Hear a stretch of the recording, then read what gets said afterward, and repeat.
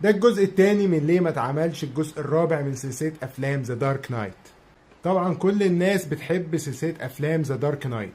الموضوع ابتدى ان هم كانوا هيعملوا مجرد فيلم الباتمان وعملوا باتمان بيجينز، لكن ورنر بروس طلبت منهم ان هم يعملوا جزء تاني، وساعتها كريستوفر نولان قال لك انا عندي لسه قصة احكيها، وفعلا راحوا عاملين فيلم ذا دارك نايت، وطبعا الفيلم نزل وفجر الدنيا. وطبعا بعد النجاح ده برضو ورنر بروس رجعت قالت لهم ان هم يعملوا جزء كمان، فكريستوفر نولان قال لك انا جات لي الفرصة ان انا اقفل الثلاثية بشكل حلو رغم موت هيث ليدجر اللي بيمثل شخصية طبعا الجوكر، لكن عرف ان هو يقفل القصة بشكل حلو جدا في فيلم ذا دارك نايت رايسز، والفيلم برضه نجح نجاح كبير وحقق ايرادات كويسة جدا. وساعتها كريستوفر نولان قال لك انا بالنسبة لي كده تمام ومش عايز ارجع تاني لعالم باتمان، حتى هو بالنسبة له قفل القصة بشكل حلو جدا. فورنر بروس طلبت من كريستيان بيل ان هو يعمل جزء رابع مع مخرج تاني غير كريستوفر نولان، وساعتها